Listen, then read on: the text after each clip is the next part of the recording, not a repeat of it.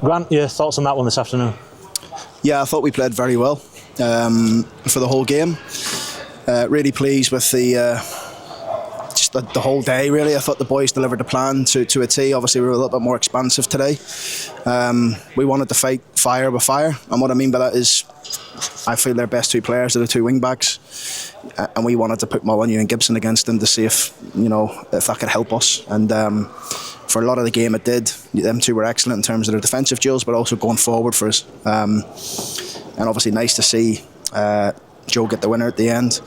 I think it was really the goal that Swindon scored was probably the only real big chance they had in the game. Not trying to be disrespectful, but I thought we were really good defensively and looked organised. And I thought we played well, delivered the plan well. We've played this system before, but we haven't actually started in the system. So it's good that we can have that sort of plan B now moving forward. That goal that they got did seem to give them a bit of encouragement. They didn't have any big chances after that, but a bit of pressure. But your side showing that ability to go again and get that win. Listen, the day I said to the players there, all was missing from a fantastic performance was the last bit. I said, we got into the final thirds easily, and the last pass wasn't there, the shot wasn't there. The last little bit of quality that needed for us to score, which wasn't there, first half and second half. And we win the game, and I've said this numerous times, off two set plays, and that's what you have to do to keep yourself in and around the top end of this division. You have to score from a set play if you're not going to score from open play. And it was a great well worked corner that the boys worked religiously on at the training ground, Joe Oliver around the back post, and then pleased to, for whatever reason, the Swindon player puts his hand up in the air in the last minute and gets us the win. Joseph Lowe getting that header. You centre-halves didn't provide many goals last season. I'm pleased to see him off the mark as well. We've had Tom Anderson off the mark. Yeah, well. Pleased. Ando scored a big header for us as well, didn't he, in one of the early games, and then Joe scored one today. I'm really pleased for Joe Ironside to get his goal because he's obviously hadn't to wait patiently a little bit for his opportunity because of the form of Bill. But I thought them two worked well today. Billy had a really good chance where the keepers made a good save, hit the bar, with so many other opportunities in and around there that we just didn't quite test him well enough. But when we did, he made some good saves, the keeper. So all in all, I'm pleased with the day.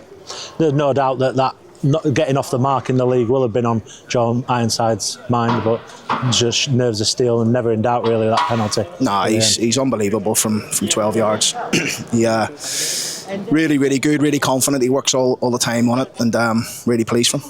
Just that your willingness to match them up and really kind of nullify them. I know you talk all the time about how you impose yourself on the game, but that's a way to do it in another facet of it, isn't it? Yeah, we want like sometimes when you have a lot of attacking players on the pitch like we did today, sometimes you're not as clean and as clinical in the final third, and I know that sounds weird. It does. And you seen the England game a couple of weeks ago when they had all those attacking players on the pitch, but it didn't quite click. For us today, we played well, but we didn't quite get the last little bit at the top end of the pitch. But what was pleasing is we didn't get that. We score off two set players to win the game.